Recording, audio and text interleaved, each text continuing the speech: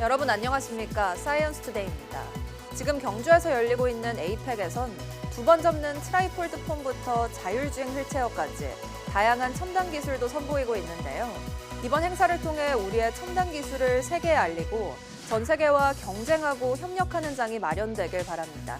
오늘의 주요 뉴스입니다.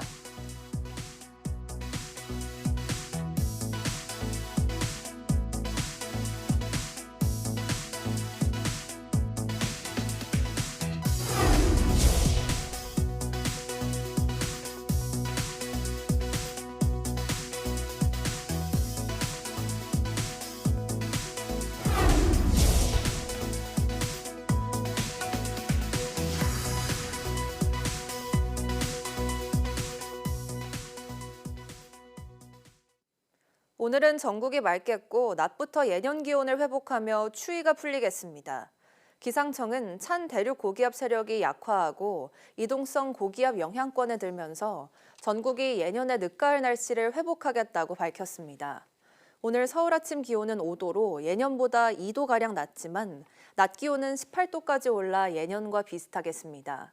이후 내일 아침은 서울 등 내륙 기온이 10도 안팎까지 올라 크게 춥지 않겠습니다.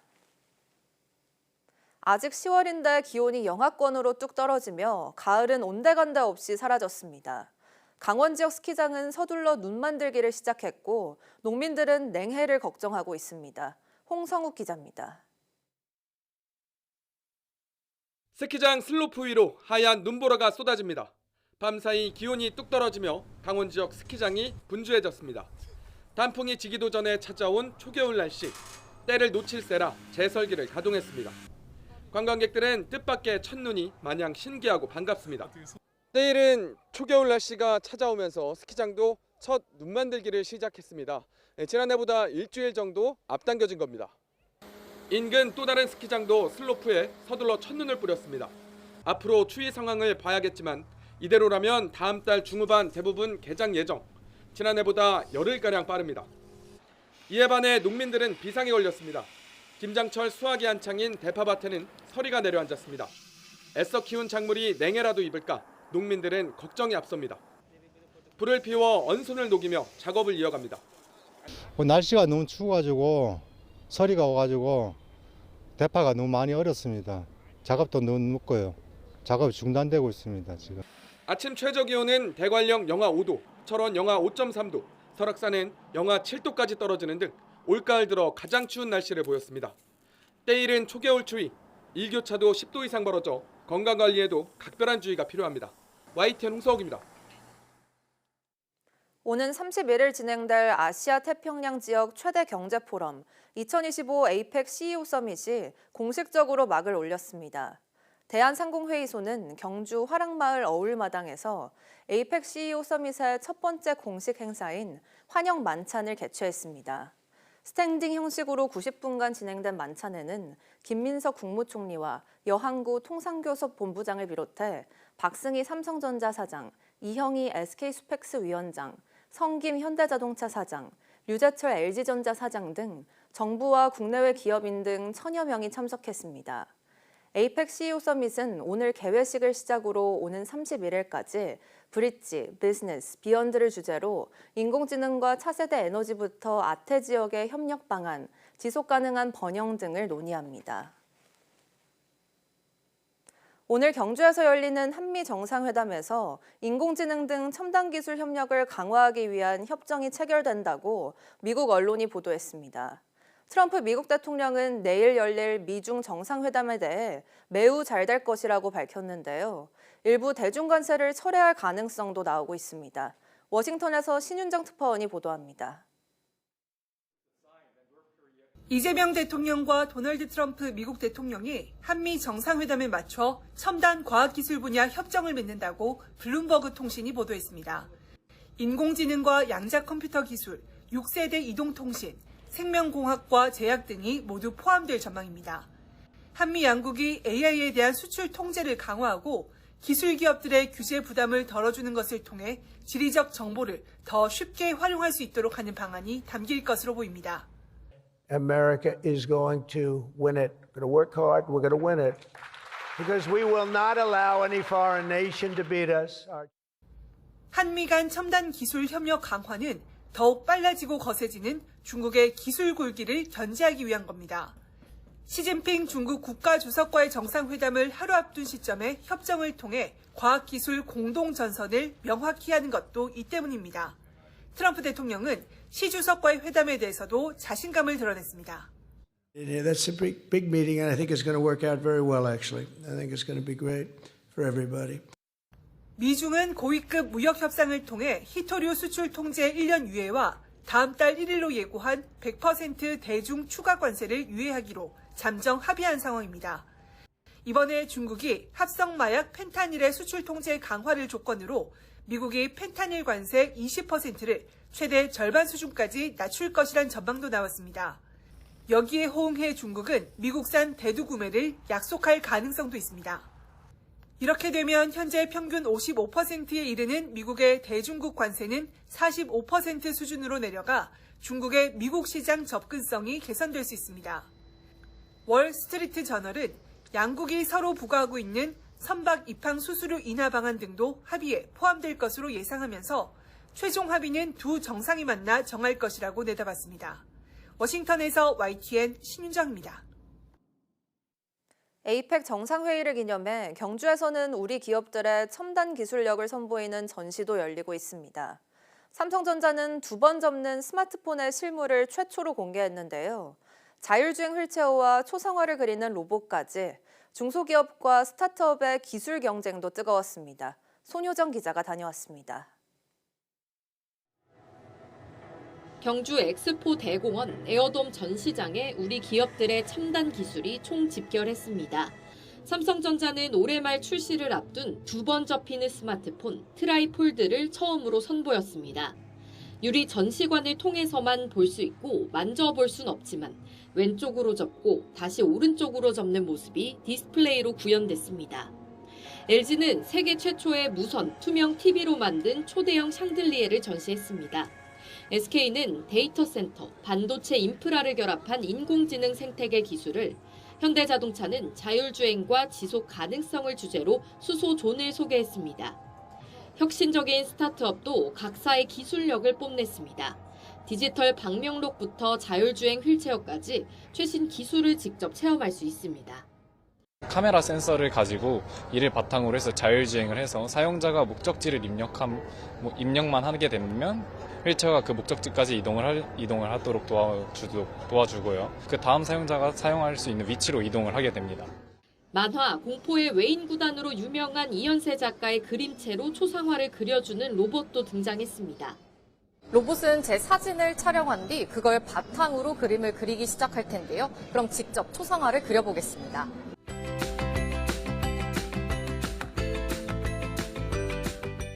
초상화가 이렇게 완성됐는데요. 로봇은 그림을 그리는 동안 제가 질문을 하면 대답을 하며 대화도 나누었습니다. 이 밖에 AI 용접 로봇과 인공지능 통번역기까지 미래 산업을 이끌 다양한 기술들이 공개됐습니다. 우리 기업의 첨단 기술력을 엿볼 수 있는 전시는 오는 31일까지 이어집니다. YTN 손효정입니다. 인공지능 칩 최대 기업인 엔비디아가 미 에너지부 산하연구소에 그래픽 처리 장치를 탑재한 AI 슈퍼컴퓨터를 지원하고 미국 내 6세대 통신망 건설에도 나섭니다. 젠슨 황 엔비디아 최고 경영자는 현지 시간 28일 미 워싱턴 DC에서 열린 개발자 행사 기조 발표에서 미 에너지부가 엔비디아와 협력해 새로운 AI 슈퍼컴퓨터 7대를 구축하기로 했다고 밝혔습니다. 이들 슈퍼컴퓨터는 양자 컴퓨터 기반으로 구성되며 에너지부 산하 연구소들에 설치될 예정입니다. 연구소들이 핵무기와 핵에너지 관련 연구도 수행한다는 점에서 엔비디아가 구축하는 슈퍼컴퓨터는 미국 국방과 에너지 분야의 핵심 연구에 적용될 것으로 보입니다. 세계 최대 전자상거래 업체 아마존이 인공지능 AI 혁신에 대응하기 위해 직원 14,000명을 감원한다고 밝혔습니다. 아마존 측은 현지 시간 28일 AI는 인터넷 혁명 이후 우리가 보게 된 가장 혁신적인 기술이라며 더 적은 계층 구조와 더 많은 주인 의식으로 조직의 군사를 빼야 한다면서 대규모 감원을 포함한 조직 개편을 발표했습니다. 아마존은 월마트에 이어 미국에서 두 번째로 많은 직원을 고용한 회사입니다. 전 세계적으로는 154만 명 이상을 고용하고 있습니다.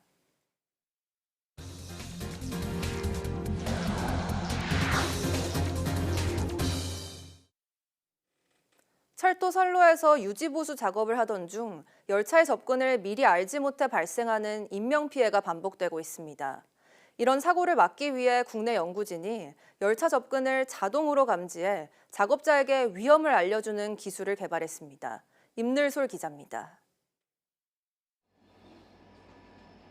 철도 선로를 따라 작은 로봇이 움직입니다. 작업 구간 양단까지 자동으로 주행해 센서를 철도에 붙입니다.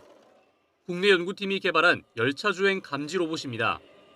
이 로봇은 광학 센서와 진동 센서를 이용해 열차 접근을 감지하고 신호를 무선으로 로봇 본체에 전달하는 역할을 합니다. 철도 작업 중 발생하는 사고의 대부분은 열차 접근을 제때 인지하지 못해 발생합니다. 기존에는 작업 중 열차가 접근하면 신호수가 깃발이나 호루라기 등을 이용해 작업자들에게 신호를 보내야 했습니다. 하지만 이 로봇은 최대 1km 거리에서 열차를 감지하고 작업자가 대피할 수 있도록 경보를 울리게 됩니다. 작업 구간에서 작업자들이 작업을 하는 동안에 그 센서가 부착된 위치에 열차가 통과를 하거나 또는 어떤 위험 장애물들이 있을 경우에 열차 감지 센서가 이를 감지해서 무선 통신으로 신호를 송달을 해주고요. 전 과정에 있어서 자율화가 되어 있다는 것이 가장 핵심입니다. 야간이나 터널, 곡선 구간 등 사람의 시야 확보가 어려운 환경에서도 안정적으로 위험을 감지할 수 있습니다. 또 작업이 끝나면 로봇이 스스로 센서를 회수하고 재사용할 수 있어 경제성과 효율성이 우수하다고 연구팀은 설명했습니다. 예를 들어서 열차에 화재가 발생한 구간에서는 진입이 힘드니까 이런 로봇을 접근을 시켜서 상황을 파악하고서 어떻게 이제 통제도 하고 후속 대책을 만들 수 있을지에 대한 시나리오를 만들 수가 있으니까 그런 방향으로도 적용을 해볼 수가 있겠습니다.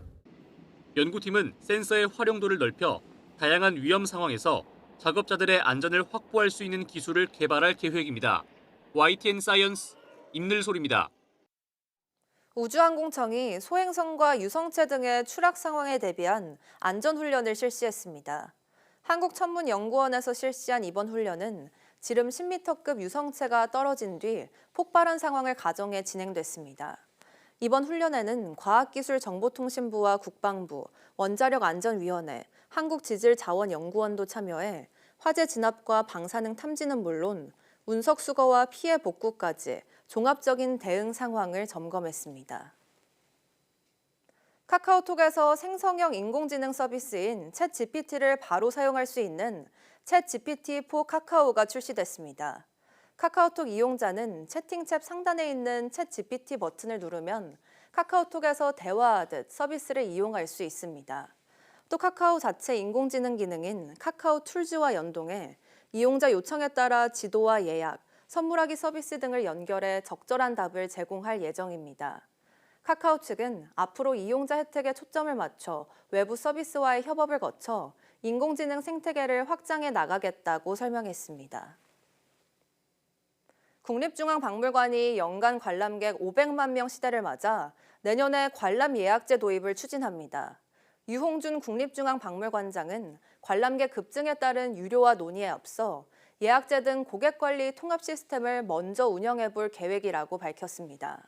현재와 같은 집계 방식으로는 관람객을 나이와 국적으로 나누는 게 불가능하다며 예약제를 도입하면 관람객을 체계적으로 효율적으로 관리할 수 있을 것이라고 내다봤습니다. 또 박물관에 오는 사람들을 막기 위한 유료화는 생각이 없다고 선을 그으면서 유료화를 하면서도 500만 명대 관객을 유지하기 위해 내년 공청회를 열고 다양한 논의를 진행할 것이라고 말했습니다. 지난해 인천 청라 아파트 주차장에서 주차 중이던 전기차에서 불이 나 막대한 피해가 발생했는데요. 정부가 사고를 계기로 배터리 관리 시스템, BMS 기능 개선을 발표했지만 여전히 국내 운행 전기차 가운데 40%가 주차 중 이상 감지를 못해 화재 위험에 노출된 것으로 나타났습니다. 차유정 기자가 취재했습니다. 지난 5일 경기도 수원의 한 아파트 주차장에서 주차 중이던 벤츠 전기차에 불이 났습니다. 다행히 대형 피해로 번지진 않았지만 주민들은 놀란 가슴을 쓸어내려야 했습니다. 정부는 지난해 인천 청라에서 발생한 전기차 화재를 계기로 배터리 관리 시스템 BMS 기능 개선을 약속했습니다. 정부는 BMS의 배터리 위험도에 대한 표준을 올해 안으로 마련하고 BMS는 온도 이상 등 위험 신호를 빠르게 탐지하고 제어하고 차주에게 알려 화재 피해를 최소화하는 역할을 합니다. 청라 전기차 화재 때도 주차 중 BMS 기능이 제대로 작동하지 않은 정황이 있었는데 여전히 개선이 이루어지지 않은 것으로 드러났습니다. 1년이 지난 지금도 상당수 전기차가 주차 중이나 충전 중에 이상을 감지하지 못하고 있는 게 현실입니다. 실제로 국내에서 운행 중인 전기차 모델 117개 가운데 40% 가까이는 주차 중에 BMS의 핵심 기능이 작동하지 않고 있습니다. 특히 전기차 화재의 중심에 있는 벤츠의 경우 국내 판매 중인 20개 모델 모두 주차 중 BMS가 작동되지 않습니다.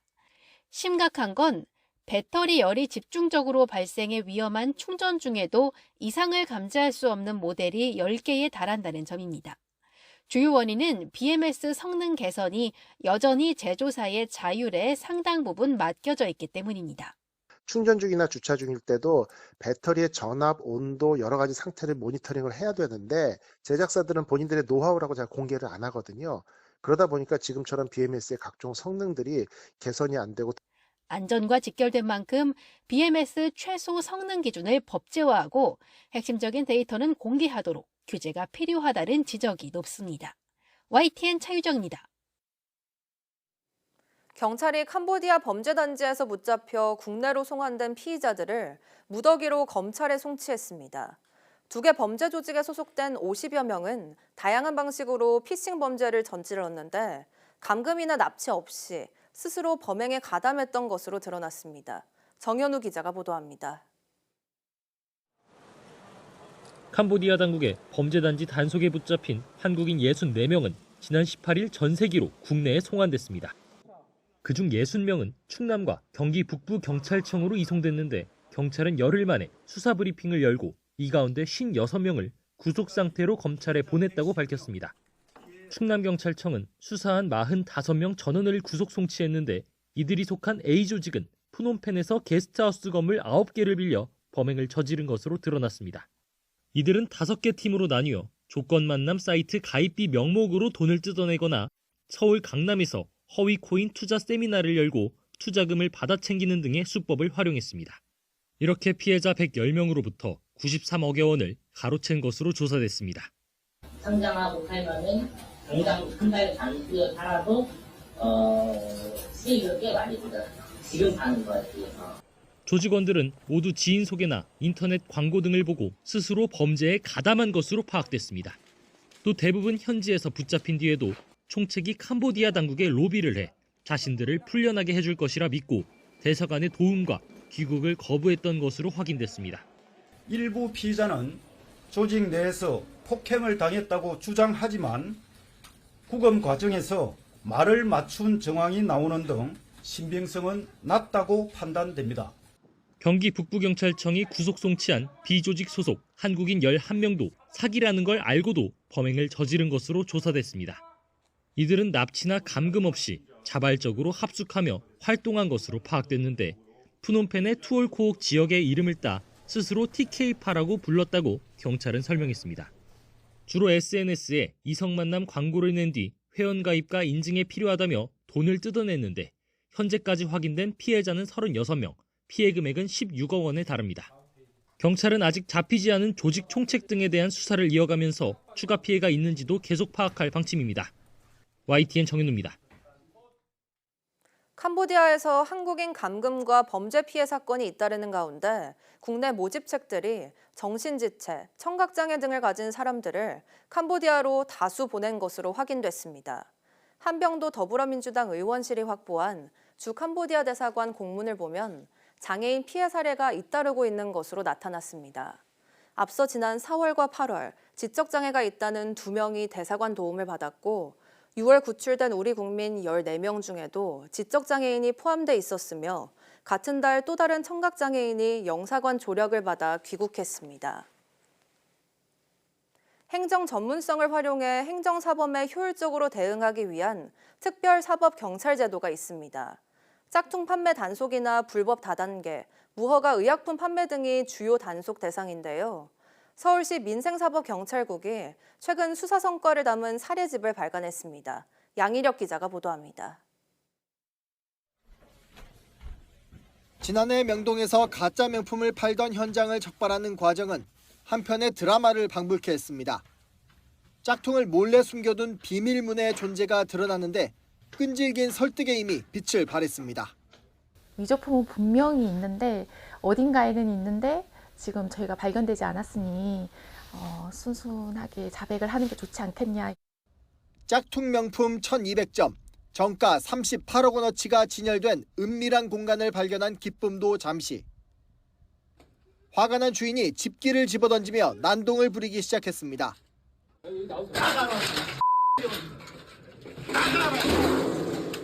벽창고에서 휴식을 취하고 있던 그 주인이 갑자기 뛰어나와서 옷걸이를 집어들면서 막 112에 신고를 해서 특수공무집행 방해로.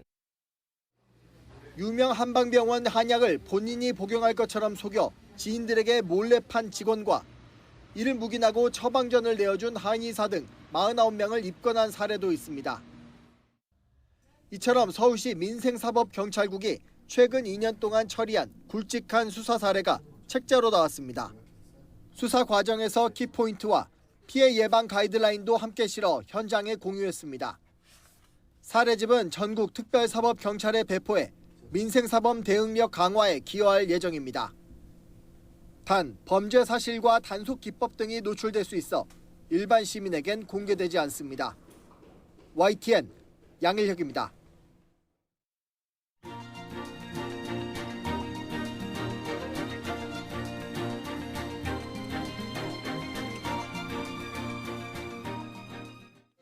(10월 29일) 오전 사이언스 투데이 마칩니다. 오후 뉴스도 많은 시청 바랍니다. 시청해주신 여러분 고맙습니다.